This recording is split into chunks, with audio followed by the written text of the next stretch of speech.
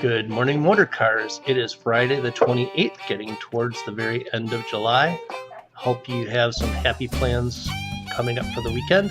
Don't have any birthdays or anniversaries on my list this weekend, but I did want to let especially the service advisors and the sales folks know that we are moving all the information about our certified programs, our platinum program, and so on to a Google Drive doc so that we can have access to exactly what things each customer is supposed to get. It'll make it easier for us to look things up. So if you need access to that information, just let your manager know so that they can get you access to it so that you can look that information up and see exactly what each customer is supposed to get. Word of the day. Today I'd like to talk a little bit about an article that I read in Fast Company magazine that was all about copying success. The article talks about a fellow named Jerry Sternin who worked for a kids charity in Vietnam. His job was to reduce the country's malnutrition in 6 months so the Vietnamese government would kick him and his charity out. Everyone knew what the problems were that caused Vietnam's malnutrition: poverty, poor education, and almost no clean water. The problem was everyone had known what those problems were for decades, but they were so big and so overwhelmingly expensive to fix that people would just throw up their hands and give up. How do you solve an entire country's poverty problem? And this fellow had 6 months and no money. Hopeless, right? Not exactly. You see, as humans, we tend to look at and see problems and fixes. Our brains are hardwired to do that. If we see a hole in our boat, for example, we concentrate on plugging the hole, but we tend to completely miss the waterfall that our boat is heading for, or the rocks that we could paddle to and just get out of the boat. That's why people stick around and die when there are hurricanes, floods, and volcanoes. Jerry Sternin tried something different because he had no other choice. He found poor kids that weren't malnourished and stayed with their families to see what they did differently. In Vietnam, the main dish is rice, which is eaten twice a day.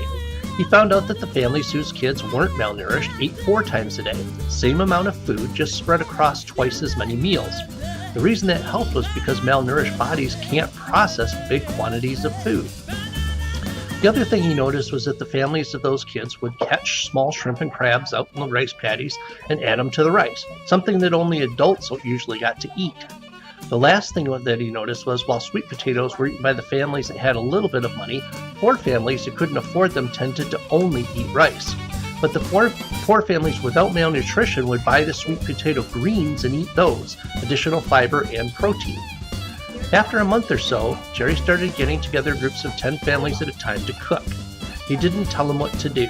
He knew that villagers resented being told what to do by the government, even more so by some cocky college kid from the US. He just let them cook. He would make sure that there was a mix of malnourished and well-nourished families each time, but other than that, he would just let them do their thing. Over time, the poorly nourished families adopted the habits of the well-nourished families, without any changes in poverty levels, the laws and regulations, education, or the water supply. 6 months in, Jerry's family cookouts had reduced malnutrition across the country by 67%. His charity eventually moved on, but even now, more than a decade later, malnutrition is no longer a major issue in Vietnam. Jerry had an interesting perspective. He didn't tackle the big problems because they were overwhelming. All of the information about those problems was IBU, interesting, but useless. Instead, what solved the problem was finding what already worked and just doing more of that.